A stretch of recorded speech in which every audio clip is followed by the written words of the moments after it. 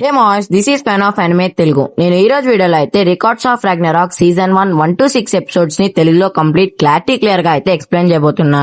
Guys please అంతకంటే ముందు మన వీడియో చూస్తున్న వాళ్ళందరూ డెఫినెట్ గా వీడియోకి లైక్ చేసేసి మన ఛానల్ కి అయితే సబ్స్క్రైబ్ చేసేసుకోండి. ఇక నేను మీరు చేసేసి ఉంటారని ఆశిస్తూ వీడియో స్టార్ట్ చేస్తా. Let's go. స్టార్టింగ్ లో మన భూమిని చూపిస్తూ 7 మిలియన్ ఇయర్స్ నుంచి ఉన్న మ్యాన్ కైండ్ అయితే అంతానికి వచ్చేసిందని అయితే చెప్తూ ఉంటారు. న్యూక్లియర్ వెపన్స్ వల్ల గానీ, ఏలియన్ ఇన్వేషన్ వల్ల గానీ, లేకుండా యాషౌట్ పడడం వల్ల గానీ మన ఎర్త్ అయితే అంతం కాలేదు. మనల్ని క్రియేట్ చేసిన దేవుళ్ల వల్లే మన ఎర్త్ అంతం కాబోతుందని అయితే చెప్తూ ఉంటారు. కట్ చేస్తే మనకు అప్పుడే కౌన్సిల్ ఆఫ్ వల్లహ అనే ఒక ప్లేస్ అయితే చూపిస్తారు. ఆ ప్లేస్ లో అయితే అందరు గాడ్స్ అయితే ఉంటారు. అప్పుడే ఆ గాడ్స్ లో ఒకరైతే లేస్తారు. ఆయన లేచి మ్యాన్ కైండ్ ని ఇంకో 1000 ఇయర్స్ బ్రతికిద్దామా, లేకుంటే టోటల్ గా వైపోర్ట్ చేసేద్దామా అని అయితే అడుగుతాడు. బ్రతికించడానికి టిక్ సింబల్, బ్రతికించదనడానికి రాంగ్ సింబల్ అయితే పెట్టమంటాడు. దాంట్లో ఒక దేవుడు అయితే లేచి రాంగ్ సింబల్ అయితే పెడతాడు. ఆ దేవుడిని ఎవరైనా గెస్ చేస్తే కామెంట్లు అయితే చెప్పండి. ఆ దేవుడు లేచి ఏమంటాడంటే, మన మనుషుల్ని వారి తప్పులు సర్దించుకోవడానికి మనం ఎంత టైం ఇచ్చినా కూడా వాళ్ళు వారి తప్పుల్ని దిద్దుకోకుండా ఇంకా ఎక్కువ తప్పులు చేస్తున్నారని అయితే చెప్తాడు. దానితో ఆ దేవుళ్లలో ఇంకొక దేవత లేసి, మీరు చెప్తున్నది నిజమే లార్డ్ శివ, మనం మనుషులకి ఎన్ని ఛాన్స్ ఇచ్చినా కూడా వాళ్ళు నేచురల్ రిసోర్సెస్ అన్నింటినీ పాడు చేసుకుంటూ వాళ్ళ లోకాన్ని మొత్తం అన్ప్రెజెంట్ అయితే చేసుకుంటున్నారు అని అయితే చెప్తుంది. ఈ మాటతో అక్కడ ఉన్న అందరు దేవుళ్ళు కూడా అవును మనం మనుషుల్ని బ్రతకనివ్వకూడదు అనేసి అందరైతే రాంగ్ సింబల్స్ అయితే చూపిస్తూ ఉంటారు. అయితే ఆ తాత అయితే మనుషులందరినీ అంతం చేయాలనేసి ఆ డిసిజన్ ని ఫైనల్ చేయడానికి అయితే సుత్తెతో కొట్టడానికి సుత్తె అయితే పైకెత్తుతాడు. దానితో అక్కడికి వాల్కరీ అనేసి ఒక ఫీమేల్ బీయింగ్ వచ్చేసి ఆ డిసిజన్ అయితే మధ్యలో ఆపుతుంది. తనైతే మనం మ్యాన్కైండ్ ని 1000 ఇయర్స్ బ్రతికిద్దాం, ఒక్కోసారి ఆలోచించి చూడండి అని అయితే చెప్తుంది. తన మాటలు అయితే అక్కడ ఎవరూ పట్టించుకోరు. దానితో తన కోర్ట్ ఆఫ్ ఫలహాలో ఉన్న కాన్స్టిట్యూషన్ ప్రకారం గాడ్ వర్సెస్ హ్యూమన్ అనే రాగ్నరాక్ కాంపిటీషన్ ని కండక్ట్ చేద్దామని అయితే చెప్తుంది. ఈ రాగ్నరాక్ అంటే God's versus humans 1-on-1 fight అనమాట. మొత్తం గాడ్స్ టీమ్ లో 13 మెంబర్స్ అలాగే హ్యూమన్స్ టీమ్ లో 13 మెంబర్స్ అయితే ఉంటారు. ఈ ఫైట్ లో మ్యాన్ కైండ్ గెలిస్తే గాడ్స్ అయితే మ్యాన్ కైండ్ ఇంకో 1000 ఇయర్స్ అయితే బ్రతికించాలి. అండ్ అలాగే గాడ్స్ గెలిస్తే మ్యాన్ కైండ్ అయితే టోటల్ గా అందం చేయాలి. అండ్ అలాగే మనం గుర్తు పెట్టుకోవాల్సింది ఏంటంటే, మ్యాన్ కైండ్ తయారైనప్పటి నుంచి ఈ రాగ్నరాక్ కాంపిటీషన్ ని ఒక్కసారి కూడా కండక్ట్ చేయలేదు. తర్వాత వాల్కరీ అయితే గాడ్స్ కి హ్యూమన్స్ కంటే ఎక్కువ షార్ట్ టెంపర్ ఉంటుందని తెలుసుకొని ఎలా అయినా రాగ్నరాక్ కాంపిటీషన్ పెట్టడానికి గాడ్స్ అందరినీ రెచ్చగొడుతూ ఉంటుంది. తర్వాత వాల్కరీ అన్న మాటలకి గాడ్స్ అందరికి కోపం వచ్చేసి, రాగ్నరాక్ కాంపిటీషన్ కదా జరిపింది అనేసి డిసిజన్ ని ఫైనల్ చేసేసి సుత్తె కూడా కొట్టేస్తారు. తర్వాత మనకి ఆకాశంలో ఏదో లోకంలో ఉన్న వల్లబ్బా ఫైటింగ్ ఏరియాని అయితే చూపిస్తారు. ఇక కట్ చేస్తే గాడ్స్ వర్సెస్ మ్యాన్ కైండ్ అయిన రాగ్నరాక్ అయితే స్టార్ట్ చేస్తారు. ఫస్ట్ గాడ్స్ నుండి అయితే స్ట్రాంగెస్ట్ నోర్స్ గాడ్ అయిన థోర్ అయితే ఎంట్రీ ఇస్తాడు. ఇక ఫైట్ లో గాడ్ ఆఫ్ థండర్ ని ఎదిరియడానికి మ్యాన్ కైండ్ నుంచి లూబు అనే ఒక పర్సన్ అయితే వస్తాడు. కట్ చేస్తే ఆ ఫైట్ రెఫరీ అయితే ఎంతో ఆనందంగా ఒక పీక్ అయితే ఊదుతాడు. దెబ్బకి ఆ పీకలో నుంచి వచ్చిన వైబ్రేషన్ అయితే ఎంతో గట్టిగా అయితే వినిపిస్తుంది. ఇక for the first time mankind హిస్టరీలోనే ఫస్ట్ రాగ్నరాక్ కాంపిటీషన్ లో ఫస్ట్ ఫైట్ అయితే స్టార్ట్ అవుతుంది. ఫైట్ లో మన థోర్ అండ్ అలాగే లూబు ఫైట్ చేసుకోకుండా ఒకరి దగ్గరకు ఒకరు స్టైల్ గా నడుచుకుంటూ అయితే వస్తూ ఉంటారు. ఎంతైనా మ్యాన్ కదా, ఆతృత ఆపుకోలేక థోర్ పైన అయితే ఫస్ట్ స్ట్రైక్ మనోడే చేస్తాడు. కానీ మన థోర్ అదేం పెద్ద అటాక్ కాదన్నట్టు తన పెద్ద మియోన్లీర్ తో అయితే అటాక్ ని ఈజీగా డాట్ చేసి పడేస్తాడు. థోర్ అండ్ అలాగే లూబు వారి నేచురల్ స్ట్రెంత్ ని యూజ్ చేసి ఫైట్ చేస్తూ ఉంటారు. ఆ ఫైట్ లో థోర్ అండ్ అలాగే లూబు పవర్స్ అయితే ఈక్వల్ గా అయితే ఉంటాయి. థోర్ అటాక్స్ ని లూబు డాట్ చేస్తూ ఉంటాడు అండ్ అలాగే లూబు అటాక్స్ ని థోర్ అయితే డాట్ చేస్తూ ఉంటాడు. అక్కడే ఉన్న హ్యూమన్ సైడ్ ఆడియన్స్ అందరూ మన లూబు గాడ్స్ తో ఈక్వల్ గా ఫైట్ చేయడాన్ని చూసి వావ్ లూబు అమేజింగ్, అలానే ఫైట్ చేయనేసి చీర్ చేస్తూ ఉంటారు. అక్కడే ఉన్న జడ్జ్ తాత్ అయితే ఏంటి వీడు గాడ్ అటాక్ ని డాట్ చేస్తున్నాడని అయితే అనుకుంటాడు. అండ్ అలాగే వీడు థోర్ ఫుల్ పవర్స్ ని తట్టుకోగలుగుతాడో లేదో చూద్దామని కూడా అనుకుంటాడు. అప్పుడే మన ఉరుముల్దోర్ అయితే మెరుపుల్ని పిలుస్తాడు. ఆ మెరుపుల పవర్స్ ని తన మియోన్లీర్ లో పెట్టి తన 2 హ్యాండ్స్ తో అటాక్ చేద్దామని తన మియోన్లీర్ అయితే వెనకల పెడతాడు. కానీ అది అర్థం కాక వేరే వాళ్ళందరూ థోర్ అటాక్ చేయడం లేదా తను అటాక్ ఆపేశాడా అని అయితే అనుకుంటూ ఉంటారు. అప్పుడే మనం థోర్ యొక్క ఫ్లాష్ బ్యాక్ లోకి అయితే వెళ్తాము. ఫ్లాష్ బ్యాక్ లో అయితే యాస్గార్డ్ పైన కొంతమంది గార్డియన్ ఏంజల్స్ అయితే ప్రొటెక్షన్ గురించి మాట్లాడుకుంటూ ఉంటారు. అప్పుడే జైంట్స్ యాస్గార్డ్ పైన సర్ప్రైజ్ అటాక్ అయితే ప్లాన్ చేసి అక్కడికైతే వస్తారు. అక్కడికి లిటరలీ చాలా మంది ఫ్రాస్ట్ జైంట్స్ అయితే అటాక్ కి వస్తారు. గార్డియన్స్ కూడా బిలీవ్ చేయరు అంతమంది వస్తారని. అక్కడున్న ఆస్గార్డియన్స్ అందరూ భయపడుతూ ఉంటారు. కానీ అక్కడున్న గార్డియన్స్ అయితే ఎలాగో అలాగా వాళ్ళతో ఫైట్ చేస్తూ ఉంటారు. అక్కడున్న జైంట్స్ అందరూ సెక్యూరిటీని ఓవర్ పవర్ చేసి యాస్గార్డ్ అయితే ఆక్రమిస్తారు. అప్పుడు ఒక జైంట్ అయితే క్యాసిల్ వాల్ ని కొడుతూ అక్కడికైతే వస్తాడు. అప్పుడు క్యాసిల్ లో నుండి మన థోర్ తన మియోన్లీర్ ని తీసుకొని బయటికి అయితే స్టైల్ గా ఎంట్రీ ఇస్తాడు. అప్పుడే మన థోర్ జైంట్స్ అందరితో ఫైట్ చేయడం అయితే స్టార్ట్ చేస్తాడు. కానీ మన థోర్ తన మెరుపుల్ని పీల్చి ఒక్క స్లాష్ తో ఆ జైంట్స్ అందరినీ పండబెట్టేస్తాడు. మన థోర్ అయితే ఆ జైన్స్ అందరిని వేసేసి ఆ బ్లడ్ బాత్ లో అయితే కూర్చొని నేను ఈ ఫైట్స్ అన్ని చేసి చాలా బోర్ అయిపోయానైతే చెప్తూ ఉంటాడు. కట్ చేస్తే రియల్ వరల్డ్ లో మన థోర్ తన మ్యోన్లీర్ ని వెనకాల పెట్టుకుంటాడు కదా, అదైతే ఒక ఛార్జింగ్ లాంటిది. ఆ ఛార్జింగ్ ప్రాసెస్ లో అయితే మెరుపులన్నీ ఆ మ్యోన్లీర్ లోకి అయితే వెళ్తాయి. ఆ చార్జ్ తర్వాత అయితే మన థోర్ హే లూబు ఇక ప్లే టైం అయితే అయిపోయింది అనేసి ఆ అటాక్ నైతే లూబు పైన అయితే వదులుతాడు. ఆ అటాక్ కి అలాగే అటాక్ నుండి వచ్చిన ఆరాక్ అయితే అక్కడున్న స్టేడియం మొత్తం దద్దరిల్లిపోతూ ఉంటుంది. అక్కడున్న హ్యూమన్స్ అందరూ ఆ ప్రెజెన్స్ ని తట్టుకోలేకైతే ఎక్కడికెక్కడికో ఎగిరిపోతూ ఉంటారు. గైస్ ఆ అటాక్ చూసిన తర్వాత లిటరలీ స్టేడియం లో అందరు లూబు పని అయితే అయిపోయింటది అనుకుంటారు. కానీ లూబు అయితే ఆ అటాక్ ని డాట్ చేయడమే కాకుండా మన థోర్ గుండెల్లో అయితే ఒక పెద్ద భారీ స్లాష్ అయితే ఇస్తాడు. ఆ స్లాష్ కి లిటరలీ థోర్ గుండెల్లోంచి అయితే రక్తం వస్తుంది. నెక్స్ట్ సెకండ్ స్టేడియం మొత్తం సైలెంట్ అయిపోతుంది. ఒక నార్మల్ హ్యూమన్ గాడ్ ని ఎలా డామేజ్ చేశారా అని అయితే అందరు షాకింగ్ లో అయితే ఉంటారు. అప్పుడే మనకి లూబు దగ్గర ఉన్న స్పియర్ ఎంత డ్యూరబిలిటీ ఉన్న స్కిన్ అయినా డామేజ్ చేయగలదనేసి రివీల్ అవుతుంది. కట్ చేస్తే మనం లూబు యొక్క ఫ్లాష్ బ్యాక్ లోకి అయితే వెళ్తాము. ఫ్లాష్ బ్యాక్ లో అయితే మంగోలియన్ స్టెప్పీస్ లో మన చిన్న లూబు చిన్నతనం నుండే ఎంతో స్ట్రాంగ్ గా అయితే ఉంటాడు. మనోడు అదే రేంజ్ లో ట్రైనింగ్ అవుతూ దారిలో వచ్చింది హ్యూమన్ అయినా యానిమల్ అయినా వారు ఎవరైనా వేసుకుంటూ అయితే వెళ్తూ ఉంటాడు. మనోడైతే ఆ ప్రెసెంట్ టైమ్ లైన్ లో యురేషియన్ కాంటినెంట్ లోనే స్ట్రాంగెస్ట్ మ్యాన్ లాగా అయితే మారతాడు. యురేషియన్ కాంటినెంట్ లో మన లూబుని ఛాలెంజ్ చేసేవాడే లేడు. మనోడి పవర్స్ ని చూసి ఎంతో మంది లూబుకి అయితే ఫాలోవర్స్ గా అయితే మారారు. కానీ కొన్ని రోజుల తర్వాత మన లూబుకి అయితే ఎగ్జిక్యూషన్ శిక్ష అయితే పడుతుంది. మన లూబు నేను ఈ దేశం కోసం ఎన్నో యుద్ధాలు చేసి ఈ దేశాన్ని గెలిపించా, ప్లీజ్ నన్ను ఎగ్జిక్యూట్ చేయొద్దని అని లిటరలీ అడుక్కుంటూ ఉంటాడు. కానీ మాస్ మనోడు చేసేదంతా యాక్టింగే. మనోడి ఇష్ట ప్రకారంగానే ఎగ్జిక్యూషన్ అయితే అవుతూ ఉంటుంది. ఫైట్స్ వల్ల మనోడు బ్యాక్ టు బ్యాక్ అలసిపోయి ఉంటాడు, బోర్ గా ఉంటాడు. బ్యాక్ టు ప్రెజెంట్ మనోళ్ళు అయితే మళ్ళీ ఫైట్ స్టార్ట్ చేస్తుంటారు. అప్పుడే వాల్కరీ అయితే ఇంకో 11 వాల్కరీస్ ని సమన్ చేస్తుంది. ఆ చిన్న పాప బ్రూహెన్లైట్ తో అదే వాల్కరీతో ఏం చేస్తున్నావు, మన సిస్టర్స్ ని ఎందుకు సమన్ చేసావని అయితే అడుగుతుంది. అప్పుడే బ్రూహెన్లైడ్ రాన్గ్రీజ్ అనే వాల్కరీని పిలుస్తుంది. తను చెప్పు బ్రూహెన్లైడ్ అని అయితే అడుగుతుంది. ఆ బ్రూహెన్లైడ్ అయితే రాన్గ్రీజ్ తో నీకు థోర్ యొక్క స్ట్రాంగెస్ట్ పవర్స్ ఏంటో తెలుసు కదా అని అయితే అడుగుతుంది. రాన్గ్రీజ్ అయితే నాకు తెలుసు. ఫస్ట్ థోర్ దగ్గర ఉన్న ఐరన్ గ్లోవ్స్ వాటితో థోర్ ఏ అటాక్ నైనా తట్టుకోగలడు. అండ్ అలాగే సెకండ్ అండ్ అలాగే మోస్ట్ పవర్ఫుల్ అయిన తన మియోన్లీర్ దానితో థోర్ ఎటువంటి దాన్నైనా నాశనం చేయగలడని అయితే చెప్తుంది. దానితో బ్రూహెన్లైడ్ అయితే థోర్ దగ్గర ఉన్న వెపన్స్ ఇవేనా అని అయితే చెప్తుంది. తర్వాత బ్రూహెన్లైడ్ మనం థోర్ ని ఓడించాలంటే వీటిని ఎలా అయినా ఓవర్కమ్ చేయాలనేసి మనసులో అయితే అనుకుంటుంది. తర్వాత బ్రూహెన్లైడ్ రాన్గ్రేజ్ తో నువ్వు ఈ పని చేయడం కోసం నీ బాడీని డెడికేట్ చేస్తావా అని అయితే అడుగుతుంది. దానితో రాన్గ్రేజ్ అయితే యా ఆఫ్ కోర్స్ సిస్టర్ అని అయితే ఆ పనికి ఒప్పుకుంటుంది. దానికైతే చిన్న వాల్కరీ ఏంటి బాడీని డెడికేట్ చేయడమా అని క్వశ్చన్ మార్క్ ఫేస్ అయితే పెడుతుంది.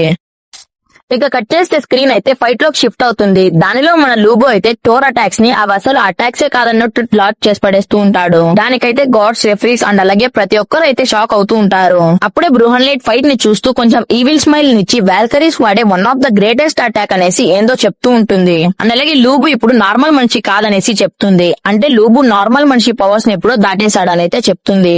అప్పుడే మనకు రాన్గ్రీజ్ బ్రూహెన్లైడ్ ఆర్డర్ పైన డివైన్ ట్రెజర్ ఫాల్స్ అనే అటాక్ వాడి తన బాడీని లూబు వాడే స్పియర్ లా ట్రాన్స్ఫార్మ్ అవుతుందనేసి మనకి రివీల్ చేస్తారు.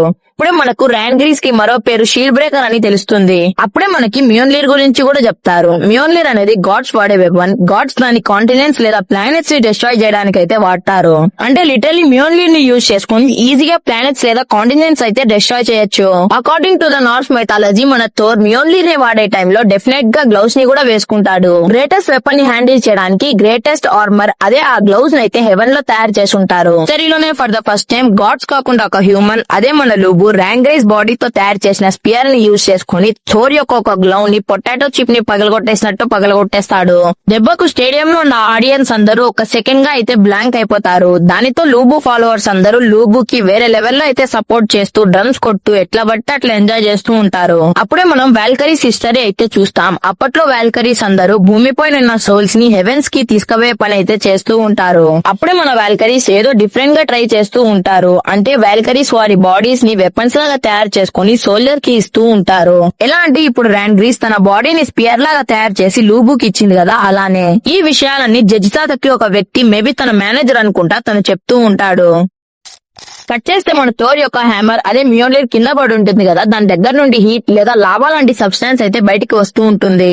అప్పుడే ఆ మ్యాచ్ రెఫరీ అయితే థోర్ తన గ్లౌ ని పోగొట్టుకున్నాడు, ఇప్పుడు థోర్ తన మియోన్లిర్ ని వాడగలడో లేదో అనేసి అడుగుతూ ఉంటాడు. సింపుల్ గా చెప్పాలంటే లూబు థోర్ ది ఒక గ్లౌ అయితే విరగొట్టేసి ఉంటాడు. అప్పటి నుండి థోర్ యొక్క ఫ్యాన్స్ అండ్ అలాగే స్లోర్ సైడ్ ఉండే వాళ్ళందరూ థోర్ తన మియోన్లిర్ ని వాడగలడో లేడో అనేసి టెన్షన్ పడుతూ ఉంటాడు. అప్పుడే స్టేడియం లో ఉండే వాళ్ళందరికీ డిఫరెంట్ టైప్ ఆఫ్ సౌండ్ అయితే ఒకటి వినిపిస్తూ ఉంటుంది. వాళ్ళు ఆ సౌండ్ ఎక్కడి నుండి వస్తుంది అని చూస్తే ఆ సౌండ్ అయితే థోర్ యొక్క మియోన్లిర్ లో నుండి అయితే వస్తూ ఉంటుంది. అప్పుడే రెఫరీ అదొక డ్రమ్ సౌండ్ లాగా ఉందని అయితే చెప్తాడు, కానీ అదైతే డ్రమ్ సౌండ్ కాదు, మియోన్లిర్ యొక్క హార్ట్ బీట్. అది మియోన్లిర్ యొక్క హార్ట్ బీట్ అని తెలిసిన తర్వాత స్టేడియం లో అందరి మైండ్స్ బ్లాక్ అయిపోతాయి. ఆ మియోన్లిర్ యొక్క లివింగ్ థింగ్ అని తెలిసిన తర్వాత బ్రూహెన్లైట్ మైండ్ అయితే బ్లాక్ అయిపోతాది.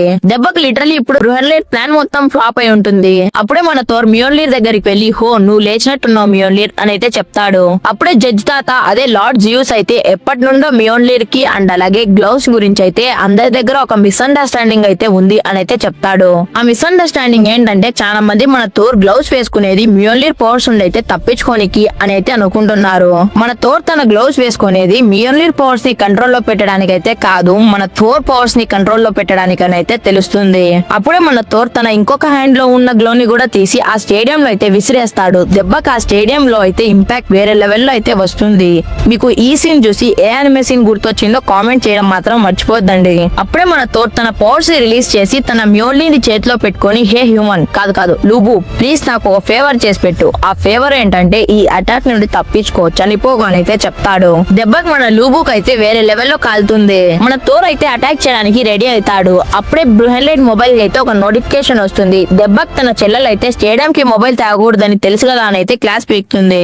ఆ నోటిఫికేషన్ చూసిన తర్వాత మన బ్రూహెన్లైట్ మైండ్ మళ్ళీ బ్లాంక్ అయిపోతుంది. ఎందుకంటే అది నెక్స్ట్ రాబోయే రాగ్నరాక్ ఫైట్ యొక్క కాంపిటీటర్స్ లిస్ట్. ఈ కాంపిటీటర్స్ లిస్ట్ అయితే నేను మళ్ళీ నెక్స్ట్ ఎప్పుడైనా చెప్తా, ఎందుకంటే దీనితో మనకైతే ప్రస్తుతానికి అంత అవసరం అయితే లేదు కాబట్టి.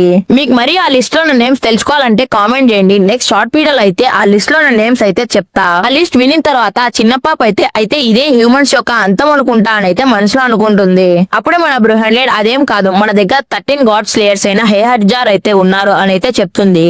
ప్రొనౌన్సియేషన్ కరెక్టో కాదో తెలియదు, స్పెల్లింగ్ అక్కడ వేస్తా చదువుకోండి. కట్ చేస్తే ఫైట్ లో అయితే ఫైనల్ స్టేజ్ అయితే స్టార్ట్ అవుతుంది. మన Thor one of his strongest attack అయిన మియోన్లిర్ విసిడింగ్స్ అయితే వాడతాడు, అదే మియోన్లిర్ థ్రోన్ అయితే వాడతాడు. సేమ్ ఈ అటాక్ నే యూజ్ చేసుకొని పాస్ట్ లో ఎంతో మంది ఫ్రాస్ట్ జైన్స్ యొక్క తలలు పగలగొట్టి ఉంటాడు. అదే అటాక్ ని మన థోర్ అయితే ఇప్పుడు లూబు పైన అయితే లాంచ్ చేసి ఉంటాడు. మన లూబు అయితే అతి కష్టం పైన అటాక్ ని అయితే తప్పించుకోగలుగుతాడు. అటాక్ ని తప్పించుకున్న వెంటనే మన లూబు మళ్ళీ మన థోర్ ని అటాక్ చేయడానికి అయితే మన థోర్ పైన పడతాడు.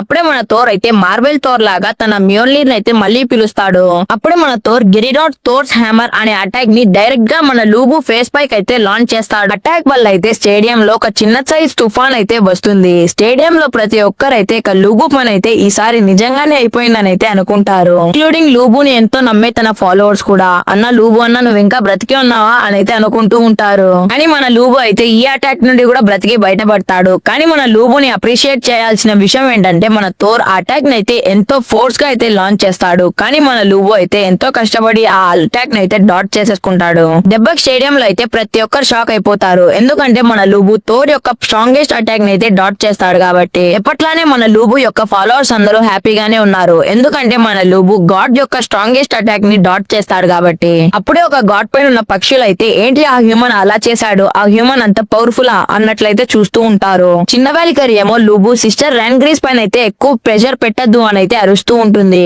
అప్పుడు మనకేం తెలుస్తుందంటే లూబు అటాక్ ని డాట్ చేయడానికి ఎంత స్ట్రెస్ పెట్టినా కూడా మన థోర్ అటాక్ లో ఉన్న ఫోర్స్ కి అయితే మన లూబు కాళ్ళల్లో ఉన్న బోన్స్ అయితే విరిగిపోయి ఉంటాయి. అప్పుడే లూబు ఫాలోవర్స్ అందరూ ఎంతో సాడ్ అయిపోతారు. మన లూబు మ్యాచ్ ఓడిపోయేలాగున్నాడనేసి బ్రూహెన్లైట్ అండ్ అలాగే తన సిస్టర్ ఏం చేయాలో అర్థం కాక జుట్టు పీక్కుంటూ ఉంటారు.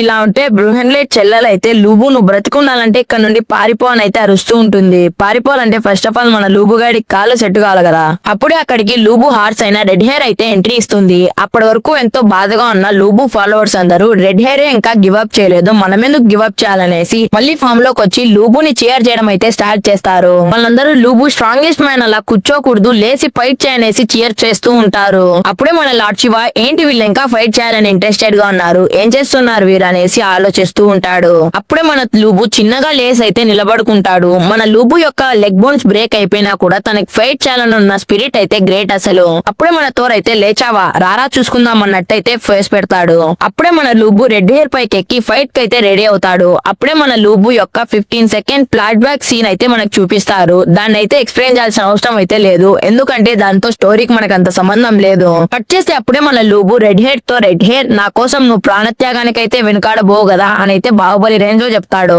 దానికి మన రెడ్ హెయిర్ దాని స్టైల్లో అయితే సరే అని చెప్తుంది. అప్పుడే రెఫరీ అయితే లూబు ఫుల్ గా రికవరీ అయిపోయాడు, తన లెగ్స్ బదులు రెడ్ హెయిర్ లెగ్స్ తో అయితే థోర్ ని ఫైట్ చేయడానికి అయితే వెళ్తున్నాడని అయితే అందరికీ చెప్తాడు. అప్పుడే మన లూబు తన వెపన్ యొక్క ఎడ్జ్ ని అయితే పట్టుకుంటాడు. నాకు తెలిసి అది ఒక అటాక్ అనుకుంటా. కట్ చేస్తే అప్పుడే మనం లూబు యొక్క ఫ్లాష్ బ్యాక్ లోకి అయితే వెళ్తాము. తనే వరల్డ్ లో స్ట్రాంగెస్ట్ మ్యాన్ అలైవ్ అని తెలిసినా కూడా తన ప్రాక్టీస్ అయితే ఆపకుండా ఉంటాడు. ఎప్పుడు తన స్కిల్స్ ని ఇంప్రూవ్ చేయడానికి అయితే ప్రాక్టీస్ చేస్తూనే ఉంటాడు. అలా ప్రాక్టీస్ చేస్తూ మన లూబు అయితే ఎన్నో వెపన్స్ అయితే విరగ్గొట్టేసి ఉంటాడు. ప్రాక్టీస్ చేయడం, వెపన్ ఇరగొట్టడం, రిపీట్. ప్రాక్టీస్ చేయడం, వెపన్ ఇరగొట్టడం, రిపీట్. ప్రాక్టీస్ చేయడం, వెపన్ విరగొట్టడం, రిపీట్. అదే కంటిన్యూ అవుతూ ఉంటుంది మనోడి కాడ. ఒక రోజు అయితే మన లూబు తను ఇన్ని రోజులు చేసిన గ్రిప్ ప్రాక్టీస్ అండ్ అలాగే ఆర్మ్ స్ట్రెంత్ ప్రాక్టీస్ ని యూజ్ చేసుకుని తన వెపన్ ని కార్నర్ లో ఎడ్జ్ లో పట్టుకొని అయితే అటాక్ చేస్తాడు. అటాక్ అయితే దెబ్బకి స్కై లో అయితే సగం స్ప్లిట్ అయిపోతుంది. ఈ సీన్ సేమ్ మన షాంక్స్ అండ్ అలాగే వైట్ బియర్ క్లాష్ లో స్కై స్ప్లిట్ అవుతుంది కదా, అలానే ఉంటుంది. బ్యాక్ టు ఫ్లాష్ బ్యాక్ మన లూబు అయితే ఈ అటాక్ కి స్కై ఈటర్ అనే నేమ్ అయితే పెడతాడు. Back to present same attack ని అయితే మన లూబు థోర్ పైన ప్రయోగించడానికి అయితే రెడీ అవుతాడు. అప్పుడే మన థోర్ మియోన్లీర్ తో హ్యూమన్స్ తో ఫైట్ కూడా కొంచెం ఇంట్రెస్టింగ్ గానే ఉంది కదా మియోన్లీర్ అని అయితే చెప్తాడు. అప్పుడే మన థోర్ తన గిరాయిడ్స్ థోర్ హ్యామర్ అండ్ అలాగే లూబు తన స్కై ఈటర్ టెక్నిక్ ని అయితే ఒకరిపైన ఒకరు అటాక్ చేసుకోవడానికి అయితే యూజ్ చేస్తారు. ఆ అటాక్ వల్ల అయితే స్టేడియం లో అయితే విధ్వంసం సృష్టించబడుతుంది. ఆ అటాక్ లో వచ్చిన ప్రెషర్ వల్ల అయితే ర్యాన్గ్రేజ్ అయితే బయటికి వచ్చేస్తుంది.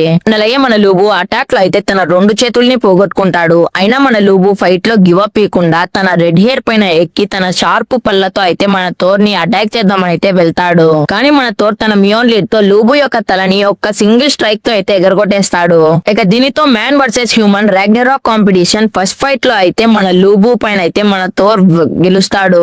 ఇక దీనితో మన లూబు చనిపోయేటప్పుడు కూడా నవ్వుతూ వీర మరణంతో చనిపోయినందుకు మన లూబు ఫ్రెండ్స్ అండ్ అలాగే ఫాలోవర్స్ బాధతో షేక్ అయితే ఎక్స్చేంజ్ చేసుకుంటారు. అండ్ మోస్ వీడైతే పెద్ద తాగుబోతు మోస్. వీడైతే మన లూబు చనిపోయేటప్పుడు, స్ట్రైక్ చేసినప్పుడు, గెలిచినప్పుడు, ఓడిపోయినప్పుడు ఎప్పుడు అయితే ఆ మందు బ్యారల్ అయితే చేతిలో పెట్టుకునే ఉన్నాడు. ఇక స్క్రీన్ అయితే హ్యూమన్ సైడ్ అయితే షిఫ్ట్ అవుతుంది. వాళ్ళైతే మన మనుషులు ఒక్క ఫైట్ అయినా విన్ అవుతారా అని అయితే మాట్లాడుకుంటూ ఉంటారు. చేస్తే మ్యాచ్ రెఫరీ అయితే మన థోర్ సైడ్ చూస్తూ ఏంటి ఈ దేవుడు గెలిచిన తర్వాత కూడా ఇంత సాడ్ గా ఉన్నాడని అయితే ఫీల్ అవుతూ ఉంటాడు. అప్పుడే ఆ మధ్యలోకి అయితే లూబుగాడి డైహార్ ఫ్యాన్ అండ్ అలాగే లూబుగాడి రెడ్ హెయిర్ అయితే ఎంట్రీ ఇస్తారు. దానితో ఆ మ్యాచ్ రెఫరీ అయితే ఇక ఫైట్ అయిపోయింది. లూబు ఓడిపోయాడు అండ్ అలాగే థోర్ గెలిచాడు. ఇక మీరు ఫైట్ చేసి ఉపయోగం లేదు, ప్లీజ్ ఆపండి అని చెప్పినా కూడా వాళ్ళు వినే పరిస్థితుల్లో అయితే లేరు. అప్పుడే మన థోర్ నా ఫ్రెండ్ లూబు కోసం నేను మిమ్మల్ని ఎవరిని చంపాననేసి మెరుపుల్ని పిలిచి వాళ్ళందరికీ షాక్ నిచ్చి పడబెట్టేస్తాడు. దాని తర్వాత సీన్ అయితే చిన్న వాల్కరీ వైపు షిఫ్ట్ అవుతుంది. తనైతే తన అక్క బ్రూహెన్లైట్ తో ఫైట్ తర్వాత లూబుకి ఏమైందని అయితే అడుగుతుంది. ఇప్పుడే కట్ చేస్తే లూబు, ర్యాంగ్రైజ్, లూబు ఫాలోవర్స్, లూబు డైహాట్ ఫ్యాన్, లూబు గుర్రాం అందరూ పార్టికల్స్ గా మారి పైకి ఎగిరిపోయినట్టయితే చూపిస్తారు. దానికైతే బ్రూహెన్లైట్, ర్యాంగ్రైజ్, లూబు అందరూ చనిపోయినాక వారు డస్ట్ లాగా మారి స్పేస్ లో అయితే తిరుగుతూ ఉంటారని అయితే చెప్తుంది.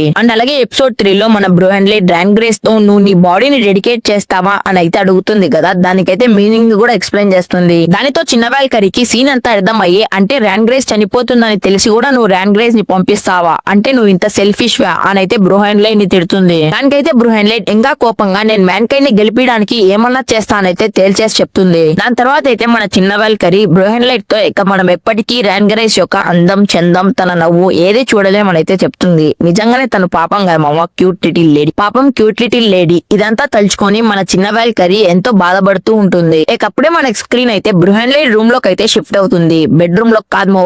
అప్పుడే బ్రూహెన్లైట్ టోనీ స్టార్క్ జార్విస్ రేంజ్ లో హాలోగ్రామ్ స్క్రీన్ ని వాడుతూ హైటెక్ టెక్నాలజీని అయితే యూజ్ చేస్తూ ఉంటుంది. తనేవో బొమ్మలు చూస్తుంది మా సారీ ఫోటోలు చూస్తుంది. చూస్తూ ఫస్ట్ వాడు ఓడిపోయాడు, ఇక పాస్ట్ ని వదిలేసి కొత్త వాడిని సెలెక్ట్ చేసుకోవాలి అని అయితే చెప్తూ ఉంటుంది. దీనికి అర్థం ఏంటంటే ఫస్ట్ వాడైన లూబు ఫస్ట్ ఫైట్ లో అయితే ఓడిపోతాడు. ఇక పాస్ట్ ని వదిలేసి సెకండ్ రౌండ్ కోసమైనా మంచి కాంపిటీటర్ ని సెలెక్ట్ చేసుకోవాలనేసి ఆ ఫోటోలలో చూస్తూ ఉంటుంది. దానికైతే చిన్న భాష కాదు చిన్న వాల్కరీ స్ట్రాంగెస్ట్ హ్యూమన్ అయిన లూబునే గాడ్స్ ని ఏమీ చేసుకోలేకపోయాడు, వేరే వాడు ఏమన్నా ఏం చేస్తాడని అయితే చెప్తుంది. ఇప్పుడే మన బ్రూహెన్లైట్ తన టెక్నాలజీ, తన ఫైల్స్, తన ఫోటోస్ మొత్తాన్ని తిరిగేసి ఫైల్ నెంబర్ 0000001 లో అయితే ఒక ఫైటర్ ని అయితే సెలెక్ట్ చేస్తుంది. ఇక స్టేడియం లో రెఫరీ స్పీచ్ స్టార్ట్ చేస్తాడు. ఫస్ట్ ఫైట్ ని చూసి మీరందరూ షాక్ అయి షేక్ అయ్యారు కదా, ఇక ఈ ఫైట్ ని చూసి ఏమంటారు అని అయితే చెప్తాడు. ఇక మన రెఫరీ అయితే కాంపిటీటర్స్ ని పిలిచడం అయితే స్టార్ట్ చేస్తాడు. ఇప్పుడే హ్యూమన్ సైడ్ నుండి నెంబర్ 000001 ఫైల్ లో ఉన్న వ్యక్తి అయితే ఎంట్రీ ఇస్తాడు. సారీ ఎంట్రీ అయితే ఇయ్యాడు. ఒక పెద్ద బొక్కనైతే చూపిస్తారు. ఆ బొక్కలో నుంచి ఒక పెద్ద పిల్లర్ అయితే పైకి లేస్తూ ఉంటుంది.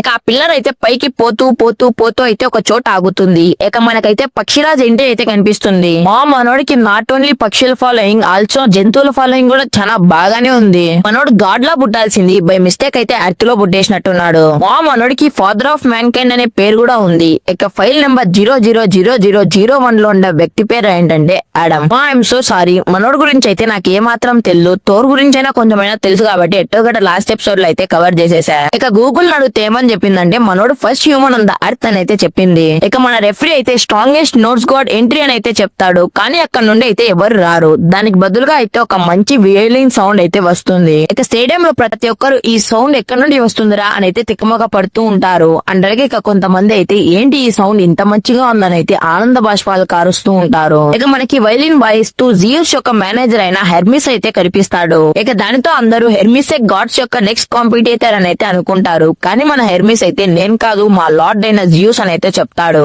ఇక స్టేడియం లో ప్రతి ఒక్కరు ఆ ముస్లైన్ కూడా గాడ్ అయినా అని అయితే అనుకుంటారు. అండ్ అలాగే మన బ్రూహెన్లేడ్ అంటే ఏంటి ఈ ముస్లోడ్ ఫైట్ చేస్తున్నాడా అని అయితే షాక్ అవుతారు. ఇక మన హెర్మిస్ అయితే తన లార్డ్ జియూస్ ఎన్నో రోజుల తర్వాత ఫైట్ చేస్తున్నాడనే ఆనందంతో అయితే మ్యాస్కర్ ఆఫ్ ద బ్యాటిల్ ఫీల్డ్స్ అనే పాట అయితే పాడతాడు. ఇక మన జియూస్ అయితే స్టెప్పులేస్తూ వేస్తూ తన ఒరిజినల్ ఫామ్ లోకి అయితే వస్తాడు. మనోడి మజిల్స్ అయితే వేరే లెవెల్ లో ఉంటాయి. ఇందులోనే మన లార్డ్ శివ అయితే ఎంట్రీ ఇస్తాడు. మన లార్డ్ శివ అయితే ఇప్పుడు నా ఫైట్ స్టార్ట్ కాగానే నా అపోనెంట్ ని బూడితో చేసేస్తా అని అయితే ఫుల్ ఎక్సైట్మెంట్ తో అయితే ఉంటాడు. అప్పుడే అక్కడికి జియూస్ అయితే ఎంట్రీ ఇస్తాడు. దానికి మన లార్డ్ శివ అయితే వాట్సాప్ ముస్లోడా నన్ను ఎంకరేజ్ చేయడానికి అయితే వచ్చావా అని అయితే జియూస్ ని అడుగుతాడు. దానికి మన జియూస్ అయితే లేదు ఇప్పుడు నా టర్న్ నేను ఫైట్ చేయడానికి వెళ్తున్నాను అయితే చెప్తాడు. దానికి మన శివ అయితే ఏం మాట్లాడుతున్నావు ముస్లోడా అనేసి జియూస్ అయితే అరుస్తాడు. దానికి మన జియూస్ అయితే సింపుల్ గా తన చేత్తో శివాని పుష్ చేసి ఇది నా టర్న్ అని చెప్పాగా అని అయితే సీరియస్ గా చెప్తాడు. దానికి మన శివాకి కోపం పీక్స్ లోకి వెళ్ళి దా ఇక్కడే గొడవ పడదాం ఎవరు స్ట్రాంగ్ తెలుసుకుందాం అని అయితే చెప్తాడు.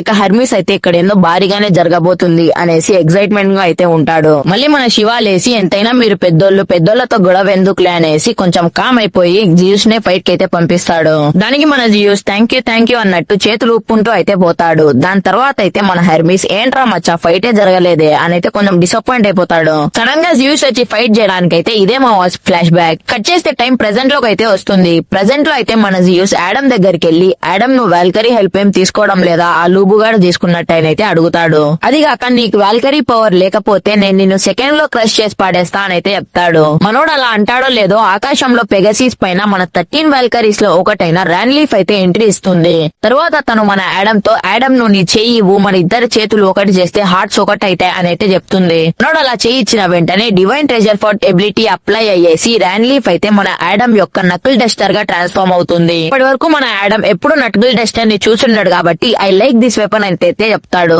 అండ్ మన జియూస్ కూడా ఆడమ్ దగ్గరికి వచ్చి నీ వెపన్ సెలెక్షన్ బాగుంది బాబు అని అయితే చెప్తాడు. దానికి మన ఆడమ్ అవును ఇది నాకు కూడా నచ్చింది అని అయితే ఆన్సర్ చెప్తాడు. ఇంకా మన ఆడమ్ జియూస్ తో నీ వెపన్ ఏంటి మై డియర్ ఫ్రెండ్ అని అయితే అడుగుతాడు. మన ఆడమ్ ఫ్రెండ్ అని పిలిచినందుకు స్టేడియం లో అందరూ షేక్ అయిపోతారు. దానికి మన జియూస్ కోపంగా నాకు నా ఫిస్ట్ చాలరాని నడుములు ఎరగొట్టడానికి అని అయితే చెప్తాడు. దానికైతే మన ఆడమ్ నువ్వు ఈ మాట చెప్పినందుకు నిన్ను బాధపడేలా చేస్తా అని అయితే వార్నింగ్ ఇస్తాడు. మన జియూస్ అయితే సూపర్ రా బిట్టు ఇట్లే ఉండు తగ్గకనైతే చెప్తాడు. కట్ చేస్తే స్టేడియం లో ఫైట్ అయితే స్టార్ట్ అవుతుంది. ఆ ఫైట్ లో మన జియూస్ అయితే అల్ట్రా ప్రోమాక్స్ XXX స్పీడ్ లో అయితే తన ఫిస్ట్ అటాక్ ని స్టార్ట్ చేస్తాడు. అటాక్ ని అయితే మన ఆడమ్ 0.0001 సెకండ్ లో అయితే తప్పించుకుంటాడు. దెబ్బకి మన ఆడమ్ యొక్క అబ్జర్వేషన్ హాకీ రిఫ్లెక్సెస్ ని చూసి అక్కడ అందరు షాక్ అయిపోతారు. దానికి మన జియూస్ కోపంగా ఈ అటాక్స్ ని డాట్ చేయరా చూద్దాం అని చెప్పి తప్ప ఒకదాని తర్వాత ఒకటి అటాక్ చేస్తూనే ఉంటాడు. కానీ మన ఆడమ్ అయితే సింపుల్ గా తప్పించుకుంటూ ఉంటాడు. మన జియూస్ కోపంగా మీటియోర్ జాబ్ అటాక్ ని కూడా యూస్ చేస్తాడు. కానీ మన ఆడమ్ అయితే సింపుల్ గా తప్పించేసుకుంటాడు. మన జియూస్ అయితే సూపర్ రా బిట్టు నువ్వు ఇలానే ఫైట్ చేయి ఫైట్ అయితే చాలా ఇంట్రెస్టింగ్ గా నడుస్తుంది అనేసి ఆడమ్ ని పొగుడుతూ ఉంటాడు. ఇక మన ఆడమ్ ఇది నాటన్ అని చెప్పి గోకుల లైట్ గా పరిగెత్తేసి మన జియూస్ పైన అటాక్ అయితే వెళ్తాడు. కానీ మన జియూస్ అయితే దాన్ని కొంచెం ఈజీగా డాట్ చేస్తాడు. ఇక మన ఆడమ్ ఇంతటితో ఆగకుండా కంటిన్యూస్ గా మీటియోర్ జాబ్ ని అండ్ అలాగే యాక్స్ కిక్ ని మన జియూస్ పైన అయితే లాంచ్ చేస్తాడు. కానీ ఈసారి అయితే మన జియూస్ అసలు తప్పించుకోలేకపోతాడు. దెబ్బకు అక్కడ మన స్టేడియం లో అయితే అందరు షేక్ అవుతారు. తర్వాత స్క్రీన్ అయితే మన బ్రూహెన్లైట్ వైపు షిఫ్ట్ అవుతుంది. మన బ్రూహెన్లైట్ తన చెల్లి గోల్ తో మన ఆడమ్ ఫస్ట్ హ్యూమన్ కాబట్టి తనని ఓన్ గా గాడ్స్ క్రియేట్ చేశారు. అందుకోసమే మన ఆడమ్ పవర్స్ అన్ని సేమ్ గాడ్స్ లాగే జిరాక్స్ కాపీ ఉంటాయని అయితే చెప్తుంది. తర్వాత మళ్ళీ మన జియూస్ అయితే నాకు 10,000 ఇయర్స్ గా ఇంత ఫన్ ఎవరు తెప్పిలేదు థ్యాంక్ యూ దూరం మచ్చా అని చెప్పేసి మళ్ళీ ఫైట్ స్టార్ట్ చేస్తాడు. మన జియూస్ అయితే సేమ్ యాడమ్ లాగే జాగ్ చేసి మన యాడమ్ పైకి అయితే అటాక్ వెళ్తాడు. కానీ మన యాడమ్ అయితే ఆ అటాక్ ని ఈజీగా డాట్ చేసి పడేస్తాడు. మళ్ళీ మన యాడమ్ తగ్గేదే లేదంటూ సేమ్ అటాక్ ని ఫుల్ స్ట్రెంత్ తో అయితే మన జియూస్ పైకి అయితే లాంచ్ చేస్తాడు. దెబ్బకి మన జియూస్ అయితే కిలోమీటర్ దూరం వెళ్లి స్టేడియం గోడ గుద్దుకుంటాడు. దెబ్బకి స్టేడియంలో అయితే గాడ్స్ అందరు షాక్ అయిపోతారు. కానీ ఈ పరిస్థితుల్లో అయితే షాక్ అనేది ఎంతో చిన్నమాట. ఇక మన జియూస్ చిన్నగా పైకి లేసి ఫుల్ మస్కులర్ బాడీ వేసుకొని కోపంతో ఈ అటాక్ ని కాపీ చేసి చూపిరా చూద్దాం అని చెప్పి అటాక్ స్టార్ట్ చేస్తాడు. అప్పుడే అటాక్ యొక్క ఫ్లాష్ బ్యాక్ ని మనకి చూపిస్తారు. ఎన్నో ఏళ్ల ముందు మన జియూస్ కి అండ్ అలాగే తన ఫాదర్ క్రోనస్ కి అయితే ది స్ట్రాంగెస్ట్ గాడ్ టైటిల్ కోసం అయితే ఫైట్ జరుగుతుంది. ఆ ఫైట్ లో అయితే మన జియూస్ తన ఫాదర్ క్రోనస్ ని అయితే ఓడిస్తాడు. కానీ క్రోనస్ లాస్ట్ అటాక్ అయితే మన జియూస్ జాన్ అయితే బ్రేక్ చేసేస్తుంది. కట్ చేస్తే ప్రెసెంట్ టైమ్ లో మన జియూస్ పైకి తన ఫాదర్ చేసిన అటాక్ నైతే మన జియూస్ యాడమ్ పైకి అయితే లాంచ్ చేయబోతున్నాడు. అటాక్ పేరు a fist that surpass time, a blow that defies all laws of time. Literally ఈ అటాక్ ని యూజ్ చేసుకుని మన జియూస్ అయితే అక్కడ ప్రెసెంట్ టైం అయితే కొద్దిసేపు ఆపగలడు. ఇక మనోడు ఆ అటాక్ ని లాంచ్ చేయగానే కొద్దిసేపు గ్యాప్ లో మన యాడమ్ కూడా సేమ్ అటాక్ ని కాపీ చేసేసి మన జియూస్ పైకి అయితే రివర్స్ లో అటాక్ చేస్తాడు. దెబ్బకు మనోడు అయితే ఫుల్ షాక్ అయిపోయి చిప్పు దొబ్బుతుంది. దాని నుంచి బయటికి వచ్చే లోపే మనోడి మొహం బజ్జి అయిపోయి అక్కడే పడిపోతాడు. ఇంతటితో మన ఎపిసోడ్ అయితే ఖతం. వీడియో నచ్చితే మన వీడియోకి లైక్ చేసి మన ఛానల్ కి అయితే సబ్స్క్రైబ్ చేసుకోండి. ఈ వీడియో అయితే ఇంతే. నెక్స్ట్ వీడియోతో మళ్ళీ కలుసుకుందాం. అంతవరకు దత్తిబాయో.